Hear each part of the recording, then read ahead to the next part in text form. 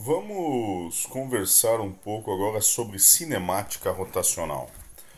Nós já vimos que na descrição vetorial do movimento circular uniforme, nós temos que a distância da partícula ao centro de rotação é constante e o θ, o ângulo θ, varia uniformemente com o tempo.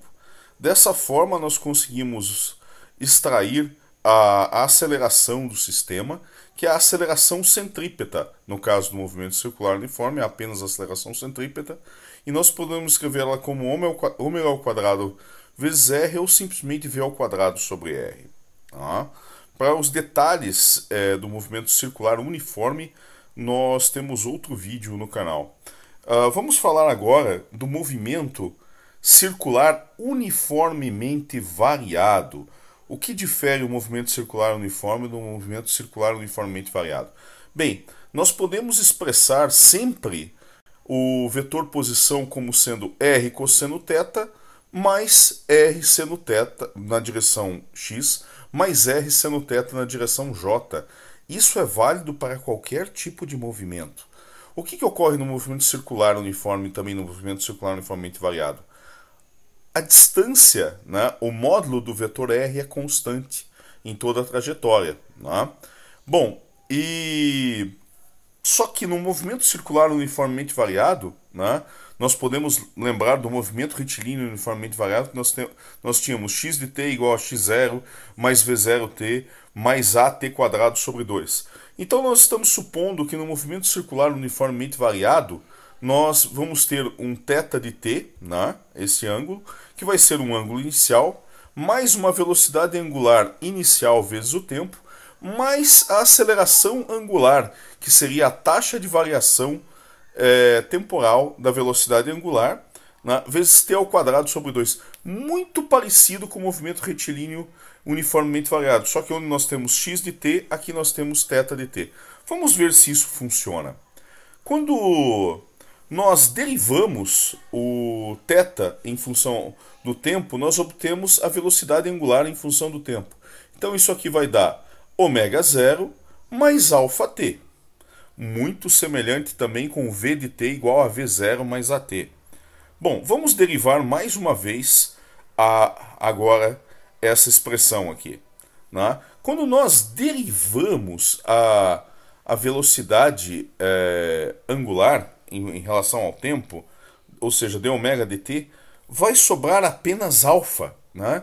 Que é a nossa aceleração angular. Então isso mostra que essa expressão aqui, né, causa realmente tem a ver com uma variação uniforme de ômega, né, causada por uma aceleração angular.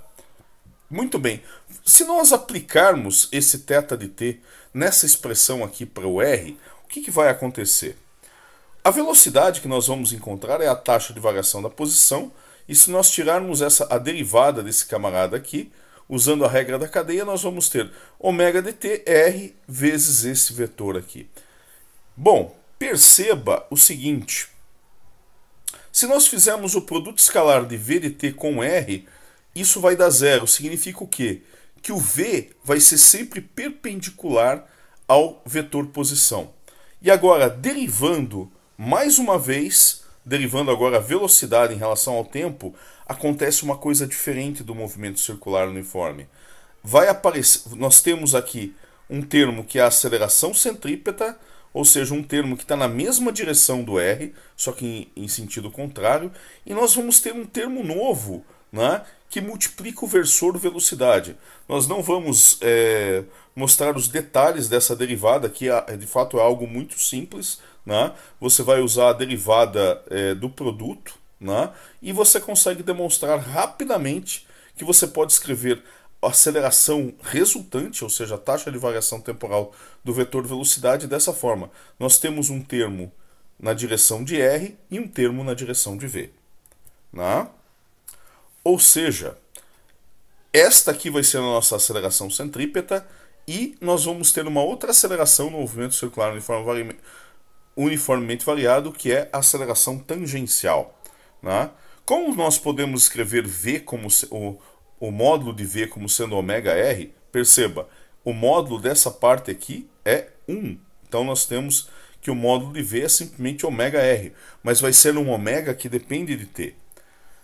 A aceleração centrípeta também vai depender do tempo, porque o ω depende do tempo, né? Mas a direção dela vai ser sempre na mesma direção do vetor posição. E, finalmente, o termo novo que nós temos aqui é a aceleração tangencial. Qual é o significado da aceleração tangencial? A aceleração centrípeta muda a direção do vetor velocidade, enquanto a aceleração tangencial muda o módulo do vetor velocidade. Veja que se nós derivamos o módulo em relação ao tempo, nós vamos ter aqui derivada de ω em relação a t, que é o nosso alfa, ou seja, a nossa aceleração angular. Então a aceleração tangencial no movimento circular uniformemente variado é a aceleração angular multiplicada pelo raio da trajetória.